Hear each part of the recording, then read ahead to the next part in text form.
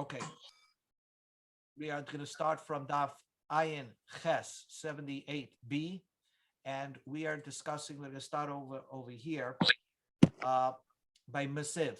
We just got through saying a very common halacha question: what's called a shoe? And the Gemara established that if you have a shoe made of cork or reeds or leaves of a palm tree, that's not a shoe. That's not Asur on Yom Kippur. So the Gemara is going to ask a question. If that's true, Masiv Rami Bachama. Rami Bachama asked the question. Hakiteya, someone who is lost a leg, loyalenu, Yaitse Bekaf Shaloi. He can wear a prosthetic leg, and he can go out with this wooden leg with a foot and everything like that on Shabbos, Divrei Reb Meir, and we're not afraid because it's like a shoe. So it's like a shoe. That's the way you wear shoes. That's the way he wears his shoe leg, so to speak. And therefore, we're not afraid that he's going to take it off on Shabbos and carry it.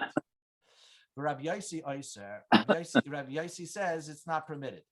So the question is, so Rabbi Yossi says it's not permitted because it's not considered a shoe. Okay, a wood shoe is not a shoe. V'tana Allah, and the Brisa is taught on this Mishnah. V'shavin, everybody agrees, even Rabbi Yossi, she'asher lotzis b'yom boy b'yom kippurim. You're not allowed to carry it on Yom Kippur. So even Rabbi Yossi, who holds Lagabe Shabbos, it's not considered a shoe, and therefore it's like a piece of jewelry, and you're not allowed to carry it on Shabbos. So it's not considered a shoe. If it was considered a shoe on Shabbos, you would be allowed to wear it. So this wooden shoe is not considered a shoe. It's like carrying something, an item of clothing. I guess they didn't know about Holland and clogs. All right. Oh, clogs. So this. I mean, they truly wear wooden shoes, and so do the guys in the hospital. I mean, it's everywhere. I mean, it's common, and it used to be even more common. Okay, so this is only that's a good point, Steve. But this is only what the Havamin of the Gemara. This is only a first thought in the Gemara that Rabbi Yossi holds it's not a shoe, and nevertheless, even though it's not a shoe, Rabbi Yossi still says on Yom Kippur you're not allowed to wear it. So we see that even if a shoe is not made out of leather, it's made out of reeds. It should be or cork. It should not be allowed to be worn on Yom Kippur, and you're not allowed to wear this on Yom Kippur. Any of those. So that's the question of the Gemara. Amar Abaya. Abaya first attempts to give an answer to this question. He says, Hassam, over there, the ispe ketitzin umishum tanin. Really, it's not considered a shoe. But where the man puts his stump into the prosthetic, there is rags there. Kisisin are like shmatas. And it makes him very comfortable. And therefore, the reason why you can't wear it on Yom Kippur because it's too comfortable on Yom Kippur. It's like sitting on a nice, comfortable chair. It's a strange teretz. Amalei Rava. So Rava said, "Let's this they take out. Void lamana. It doesn't make sense. But the question is, kol tana de lav binil b'Yom Kippur mir aser. Any enjoyment on Yom Kippur that's not a shoe, is it aser? I mean, you're not allowed to sit in a couch on Yom Kippur. So how could, I mean, that doesn't make sense. Your teretz of Abaya doesn't make sense. And not only that, we see that you could wear something that's soft on Yom Kippur because Rabba Baravuna have a korach sudara akare denafik. Rabba Baravuna would wear wrap his foot with towels and go outside. V'oid. And another question is midik tani sefer, the Brisa of this Mishnah says that if yesh loy beis kibul kitisin tame, if it has a place to hold rags, if this prosthetic could hold rags, then it's makabel toma, because it's like a cup, so to speak. Whatever. But what you see from there is mechlal the reisha labed islay kitisin askinim. In the beginning of the Mishnah and the beginning of the Brisa of this is talking about where there is no place of rags. It's just a stump that you attach to your leg, he attaches to his leg, but there is no place of rags, because only the safe end of that brisa talks about rags. It's mashma. We can derive that the beginning of the brisa is not talking about rags. So again, we're back to the original difficulty of we see that even something that's not a shoe is still not allowed to wear on Yom Kippur. Elo Amar Rava. Rava gave the teretz. What's the teretz? La'olam, la'olam dekuli alma minhoi. Everybody holds it's a shoe. Okay, it's wood. It's a shoe, like you said, Steve. It's shoe. So therefore, so what is the machlokes? If it's a shoe, then you have to answer why can't you wear it on Shabbos? Why does Rabbi Yossi say that it's usher to wear on Shabbos? That's what we said. Rabbi Yossi usher. If he considers it a shoe, then you should be allowed to wear it on Shabbos. So the answer is Shabbos hapligi. This is the argument. Mar Savar. Still, it's not like a good shoe. Rabbi Yossi holds gazrina dilma mishtamet. Maybe it's going to fall off. V'asa latuya dalat amas. It's you're going to carry it 4 amas in Rosh Hashanah. So it's maybe even if you tie it on, it still could slip off easier than a regular shoe, and you may carry it 4 amas. Umar Sova loy gazrina, and Rameir holds you don't make a gzera, and therefore you could wear the prosthetic on Shabbos. So the conclusion of the Gemara, the way Rashi learns, is that only something made out of wood is considered a shoe. So if like you said, wooden clogs would be usher to be worn on Yom Kippur, according to the conclusion of the Gemara. The only thing that's permitted is stuff made out of other material, like the Gemara said, cork or reeds, or like I said yesterday, even maybe Allbirds, which is made out of wool. These type of shoes.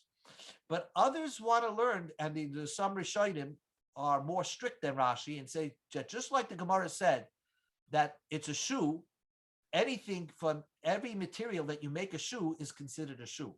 A sneaker or whatever, that could still be considered a shoe, not to be worn on Yom Kippur. So I guess maybe some people have that chumrah not to even wear a regular sneaker on Yom Kippur. Tanu Rabbanim, the rabbis taught. Okay, here's another point. The rabbis taught like this. If you have a 10-year-old son, right, or a 10-year-old child, you're not allowed to feed him treifus. You're not allowed to give him to eat nevela, because that's an issa daraisa loy sachilim. Even though he's under bar mitzvah, you're not allowed to feed it to him. So, but the Brisa says like this: Tinoikis, children, on Yom Kippur, mutarim bekulam, are mutter on their own. Let's say to take a bath, or a shower, or smear themselves with oil. Let's give those examples. Wash themselves or smear them with oil. Chutz, except mini ilas hasandal. If you see the kid put on shoes, you have to tell him to take it off. Now, here you're not doing it for him; he's doing it on his own. And yet, you say that if he puts on shoes, you have to tell him to take it off. Put on the sneakers or the clocks. So the Gemara says, why by shoes you tell the child to take it off? Because when he walks into the synagogue, everybody knows that this child doesn't know how to tie his shoes. So when they see him walk into shul with nice shoes on, they will see people say, the Amre Anish Abaydele. Other people, the parents, let's say, put the shoes on the child. And that is usher, and you're doing it for the child himself. That would not be permitted. That's why shoes, we tell the child, even if he put it on his own, to take it off, because we don't want people to say that you put it on the child. So the Gemara asks, Kanach Nami, if you see the child smeared with oil and walks into shul, Amre, people will say, Enoshi Avidile, like his parents did it for him. So again, why do you say that if he starts smearing himself, why don't you stop him? Just like you would stop him from putting on shoes. Because again, when he was going to walk into the shul afterwards, people are going to say that he put it on himself. So the Gemara, that you did it for him.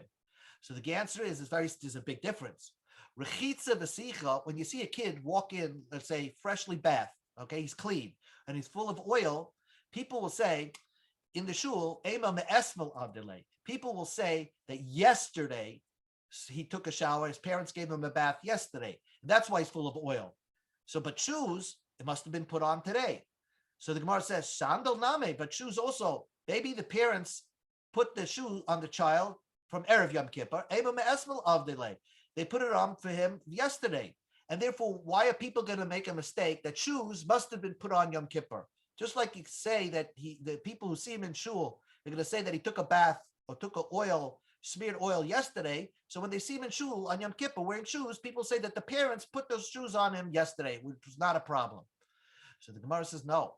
Sandal, very interesting Gemara. Sandal loy efshule the me'espel avdele. It's impossible to put shoes on a child from Erev Yom Kippur. Why? Because he's going to go to sleep with it. And therefore, it's very dangerous to sleep with your shoes.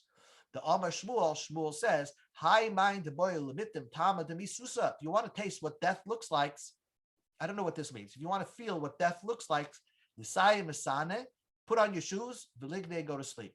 So there's some like Kabbalic reason that you should not wear shoes and sleep. So therefore, it's obvious that when the child walked into the shul, people are going to say that his parents put the shoes on the child on Yom Kippur morning, and therefore, and people are going to say, so therefore, it's like a maras ayin.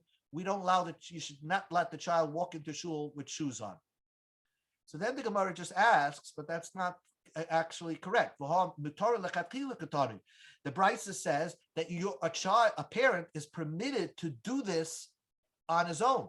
In other words, it seems from the way the language of the Brisa is that a parent is allowed to go to ask a Rav, and the Rav will tell him, you can actually do it for the child. You could actually bathe the child. You could actually smear oil on the child on Yom Kippur. So Ella, the Gemara retracts. In other words, true, you're not allowed to feed a child nevela or treifa, something, you're not allowed to give it to him to eat. You're not allowed to take him to McDonald's to eat. That's for sure not.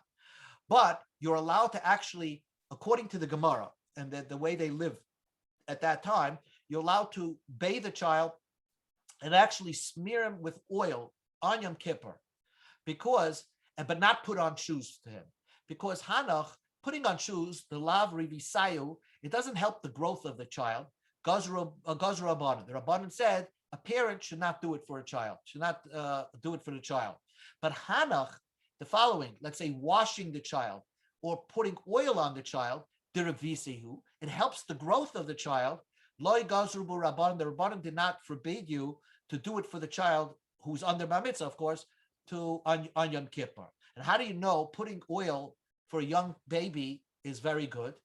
So the Amar Abaya said, Amarali Abe, my mother told me, and that was his stepmother, and a lot of Abaya got a lot of sage advice from his stepmother. She told me that Revisa di Nuka, the best thing to make a child grow is Maya Chamima, feed him hot water, Umishcha, and smear a lot of oil on him. Godol Purta, and when he grows a little bit, you should give him be'asa, eggs, bikutacha with yogurt. That helps the child. Godol Purta, now listen to this. When the child gets to like the dangerous twos, the wild 2-year-olds, tabire money, you have to give him toys to break because they have that nature. They need to get that energy out of their system. Giha the Rabba, the great Amoira Rabba, Zaveluhu Mane Gazize the Pachra, he bought for his child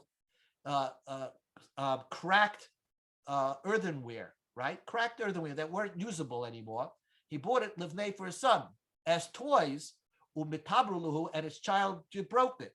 So we see that you have to, you can't make it, avoid giving your child toys. He needs toys. So that's what he did. But how it was brought in, you see, hot water and oil is very important for a child. Therefore, the Rabbanim did not forbid for a parent to smear his own child with oil and hot water. That was in the time of the Gemara, by the way. I'm not sure if it applies today. It's not common. Hamelech v'hakala yachatzu es paneim. So I just want to point out, let's look at the Mishnah. The Mishnah said, in the beginning of the parak said that Hamelech v'hakala, a king and a kala, should allow to wash their faces. V'hachaya kino as a chaya is somebody who just gave birth. She could put on shoes, according to Rab Lezer. Here's the point: Chachamim Eisrun, Chachamim Aser. Do the Chachamim just Aser not putting on shoes, or do the Chachamim also Aser that a king and a bride cannot wash their faces? What is the real opinion of the Chachamim? That's what the Gemara is just going to discuss for briefly. Let's get back to it. The Gemara says, Hamelech va'akala yichatzos b'nei. Mas nisim money. Who does our Mishnah go like? So the Gemara says Rab Chanina ben Teradyon he. Our Mishnah is Rab Chananya ben Teradyon. The Tanya who taught in the Braysa Hamelech va'akala lo yichatzos b'nei. The Tanakama actually says that a king and a kala should not wash their faces. Rab Chanina ben Teradyon Mishum Rab Lezer. He says in the name of Rab Lezer Hamelech va'akala yichatzos b'nei should wash their faces. So again, this only proves that washing on Yom Kippur is only a drabanan, and even though it seems to be derived from the Chumash, it's like an asmachta, and therefore a king and a kala, they're washing and they're enjoying their washing their faces, and the Chachamim gave a leniency to a king and a bride. We'll see why. Hachoya, a woman that just gave birth, loy tinel as a sandal. The Tanakama holds she should not put on shoes even though her feet are cold. She should put on shoes. So now she should put on shoes. So the Gemara is going to explain why did Rab Lezer give these leniencies. My timer, what's the reason why a king could wash his face on Yom Kippur? Melech, a king, you have to see a king dressed nicely.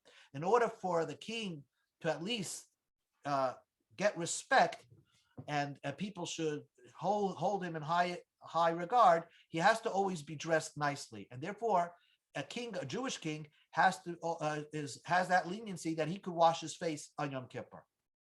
I don't know if you remember, there was a Prime Minister Levi Eshkol in Israel. And he wasn't a well-dressed, good-spoken person, and he didn't give off that charismatic presence that we so often want in a king. Anyway, Kala, what's the reason why a bride, my time, what's the reason why we gave the leniency to a bride? She should not be disgraced by her husband. She just got married to her, so give her time. She should always, so during the first, she just got married, she should always be clean with the makeup or whatever.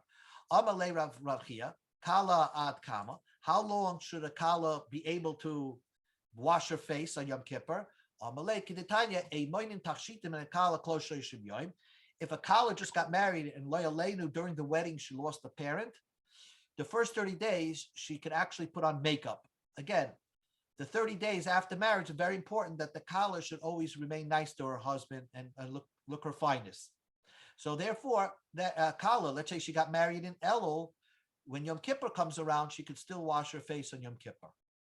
Then we said, a woman who just gave birth could put on a shoe. Why? Because of coldness. In other words, the blood probably is going to where the injuries are in her body, where it's needed most, probably. And therefore, the rest of the body, especially the feet, the extremities, are very cold. And so there was a leniency for a woman that just gave birth to actually wear shoes on Yom Kippur. Amar Shmuel said everybody could have that leniency. In Machmas Sekonis Akrav, if you're scared that a scorpion may bite, even though you're not sure there's a scorpion there, mutter, it's permitted. Because there's a leniency if there's a possibility that you might get bitten. Everybody could wear shoes on Yom Kippur. Next, the Mishnah says that what is the isser from eating on Yom Kippur? So the Mishnah says, you eat a thick date on Yom Kippur.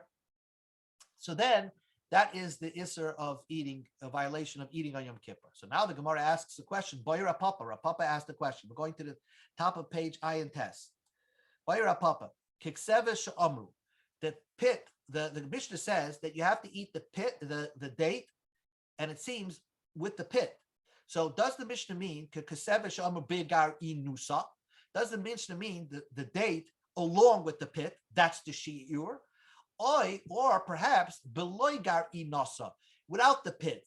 In other words, when the Mishnah says the pit, it means the flesh of the date. In other words, the fruit part of the date should be as big as a pit. In other words, the Mishnah, the dates, the pits are generally bigger than the fruit itself, the flesh part. So when we say keseves hagasa, doesn't mean possibly just the flesh of the date, but this particular flesh of the date should be as large as the pit of the date. But you don't have to include the pit as part of the shear. That was the question of Rapapa. Boy, Ravashi had a similar question in another part of Torah. We know etzem kisora. If you have a bone, a bone the size of barley, so if that has the din of touching, if you touch it, you become tamei mace. It doesn't betama if you go into the same room. There you need a kazayas basar. But here, a bone of a dead body, if it's just the size of a barley, it's metaba a person to become a tamei mace. So what's a barley? I mean, what the size of the barley?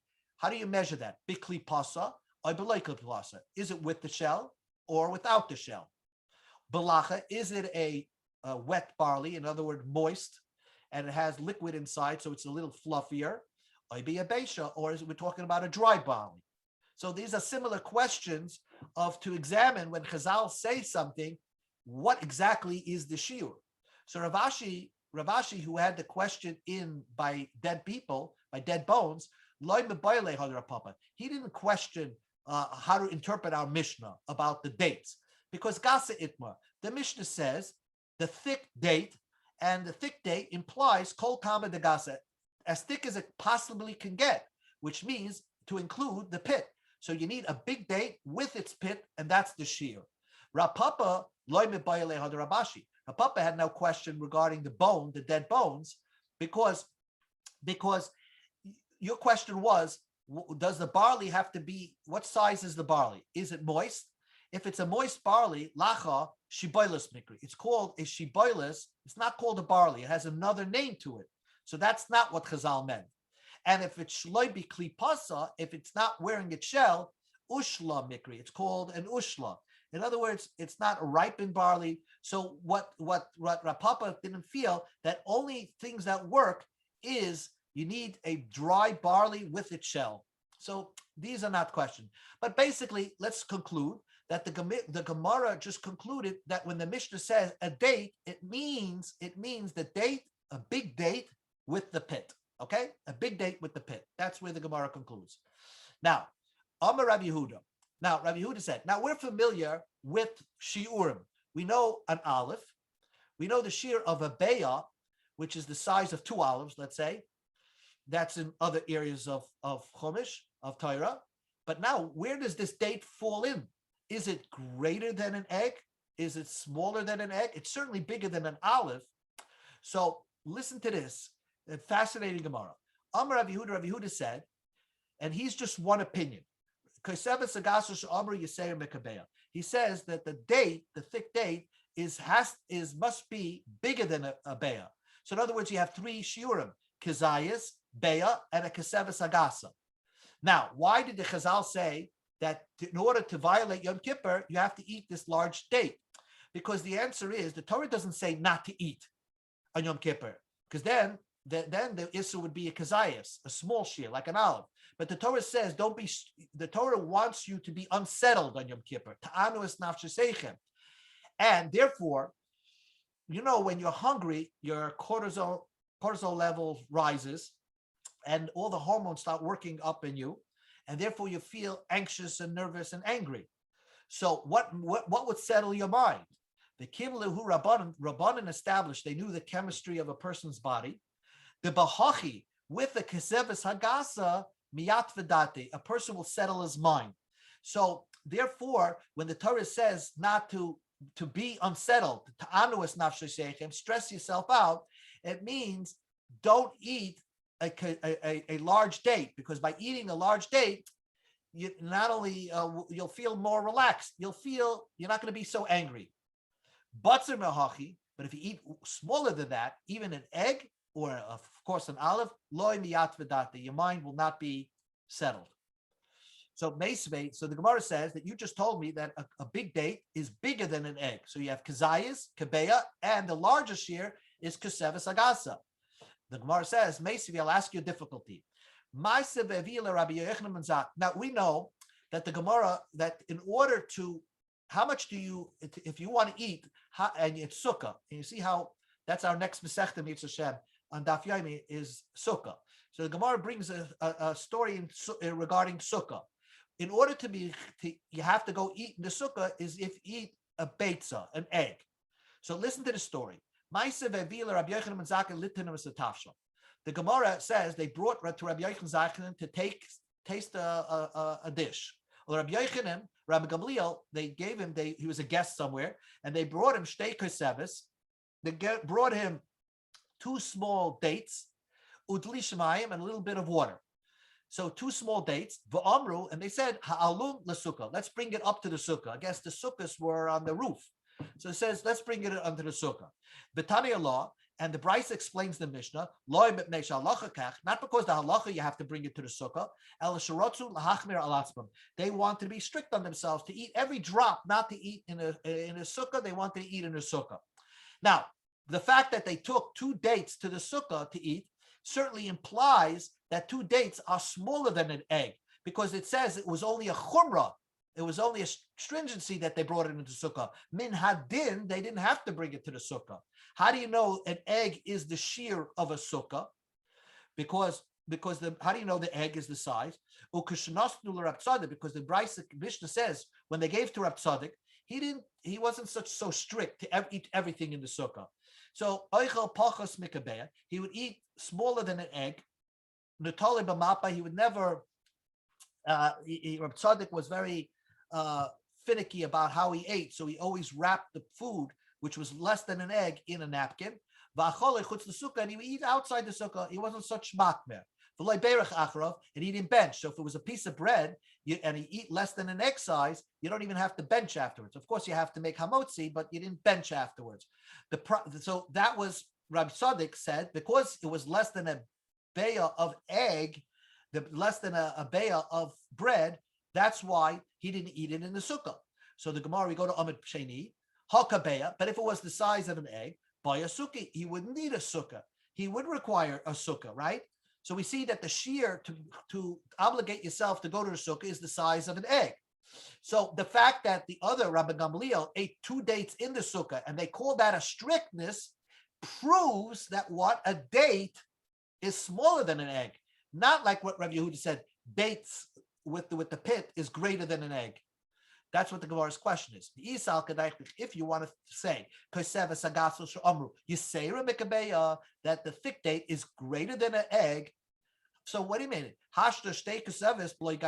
If you had 2 dates without the pits, because obviously they weren't eating the pits, Rabbi Gamliel.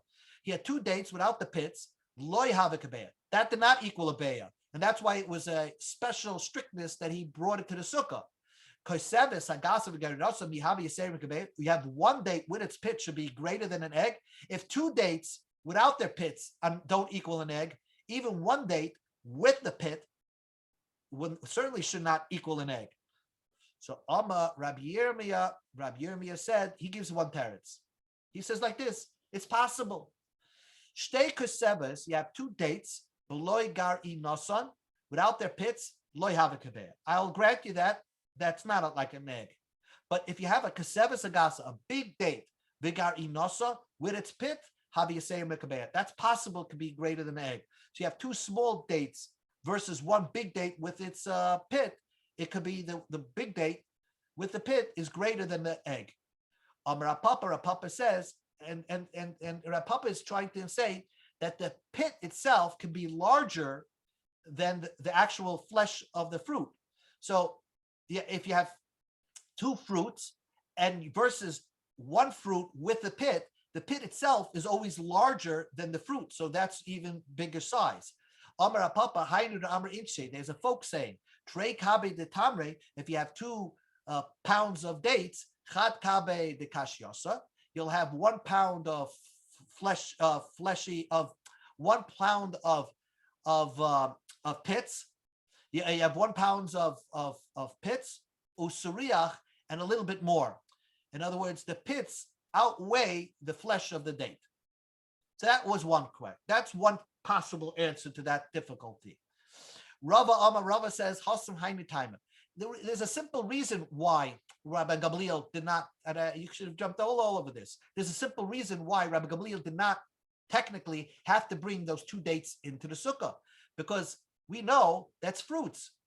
Its fruits don't even belong in a sukkah. No matter how many fruits you eat, you don't have to eat in a sukkah. Fruits.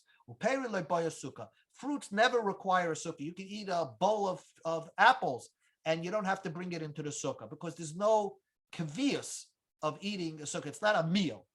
Meisave, what they asked the difficulty. Rebbe said,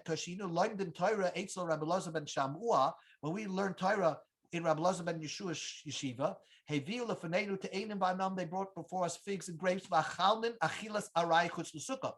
We snacked on the figs and the grapes outside the sukkah. That implies achilas arai. Only if they ate those figs and grapes as a snack then you're permitted to eat outside the sukkah. Achilas kava loy. If you want to eat a full meal of figs and grapes, you probably need a sukkah. So that's a question. You just told me that fruits never need a sukkah. So Ema, no. So Gemara says, loy. So the Gemara says, Ema, let's reinterpret that brisa. We ate a lot of figs and grapes as if you would eat a snack outside the sukkah. Not that these figs and grapes were eaten in a snack way. They were eaten in a very normal way, as much as you want. But no matter how much you ate of it, it had a din like a snack. If you want, I could say, achilas keva. We ate them. What he meant to say, we ate them a whole meal of figs and grapes. But along with that, we ate bread as a snack. So they ate a lot of figs and grapes, but they ate an achilas arai, a snack of bread. So that's how you learn pshat. So it's Rabbi's teretz still holds true that the reason why Rabbi Gamliel did not bring those figs, that it was a chumrah that he brought the figs into the sukkah, is because he really didn't need a sukkah because it was fruits that doesn't need a sukkah. So you don't have a question about the kaiseves. Lema Messiah. Let us bring a proof, and this is a side proof, that fruits don't need a sukkah. How do you know fruits don't need a sukkah? Because there's an opinion that holds that every day of Sukkot, the Rabbi Elazar's opinion holds that every day of Sukkot you have to eat 2 meals of Sukkah each and every day. You can't get away with 1 meal and that's it, and snack the rest of Sukkot. Every day, 14 meals you have to eat on Sukkot. And according to that opinion, the Brisa says, if you complete with the meals by using, let's say, fish and eggs, yatsa. You don't have to eat bread, but you can eat just fish and eggs, bar nefashos. So that will help you to get that number 14. If you hold pera boy sukkah, that fruits, you need a sukkah, list the peras. Let the brisa say that you could be fulfill your obligation by eating fruits. If the brisa held that fruits need a sukkah. So the Gemara says, no, that's what the brisa means. My meaning targima. What does this word targima means? Targima means peras, fruits. If you want, I can tell you that the brisa is talking about in a place that not everybody had. There were cities that did not have fruits in them. So there, the brisa gives you an eitzah. If you don't have fruits, then use mine targima, use fish and chicken or whatever to make up those 14 meals. Again, so we were holding right at this point is all you have to remember is that this one opinion holds. He's Rav Yehuda. He said Koseves Hagasa is greater than an egg. So he holds the sizes are olive, egg, and Koseves Hagasa, the thick date. Rav Zvid argues, and he holds, and they're not arguing on a date. I mean, you can always look at a date. When Chazal, you said thick date, what does it mean? Koseves Hagasa she'amru chasera mekabeya. It's actually less than an egg. So there are 3 sizes: olive, Koseves Hagasa, and then egg. The Tanakh we learned, and he has a proof. The Tanakh we learned in the Mishnah. The Mishnah says, Beis Shammai Oimrim. Beis Shammai says, Seor b'kazayis, chometz b'kaiseves. Seor, it says you're not allowed to have in your house seor, l'rolocha seor, and l'rolocha chometz. The Beis Shammai holds that the shear to be over bal yeroi bal yemotze with sourdough. Remember, sourdough is this like yeast that makes other things chometz. The shear is a kazayis, a smaller shear, an olive. Chometz b'keseves. Beishami holds to over bal yirah, chametz has to be the size of a date. V'havinaba, and we ask the question, my time is the Beishami. What is the reason of Beishami?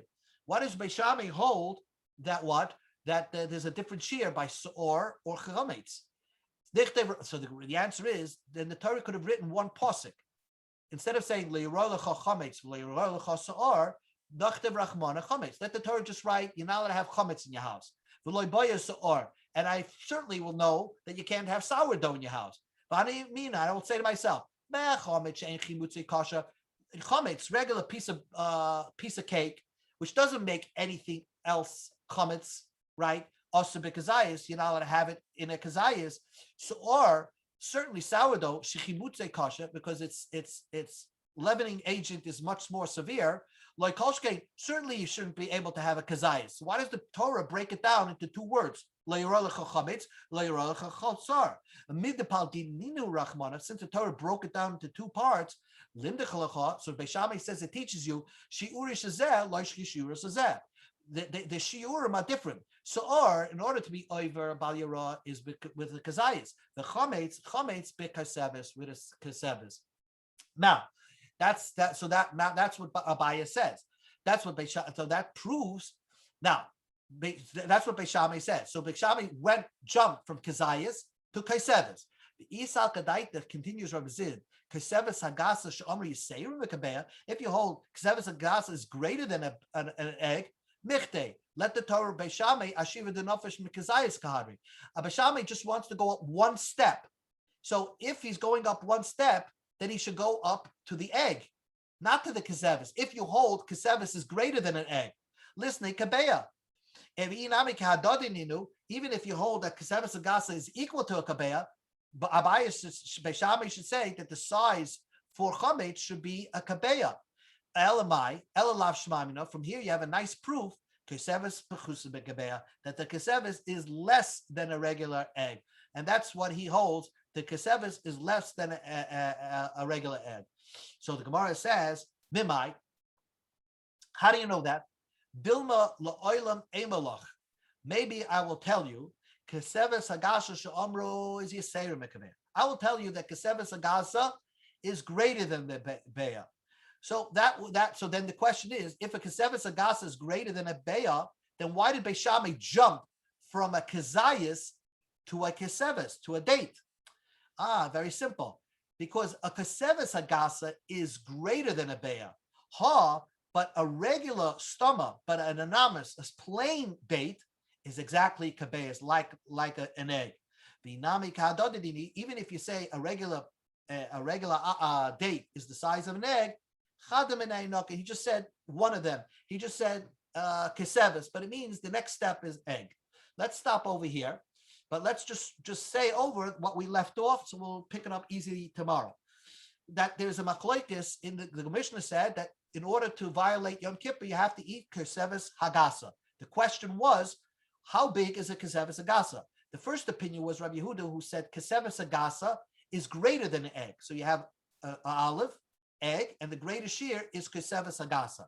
Rav Zvid, who tried to bring a proof to himself, he holds just not so. The keseves hagasa is a little bit less than an egg.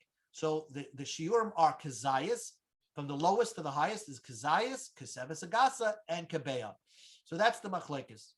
And all depends on why is it so? Because Chazal believe the keseves hagasa, by eating it on Yom Kippur, that settles your mind and brings out the hormones, so you're relaxed. So therefore, that's what the shear that the Torah required you not to eat on Yom Kippur, because it's miyas v'daitin.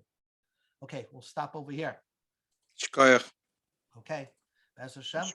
Thank you. We're almost Where there. did you stop? I stopped by 3 lines from the 5 lines from the bottom of Ayin Tes Amabeis. Elo, 6 lines from the bottom. Okay. The last. Shkoyach. Okay.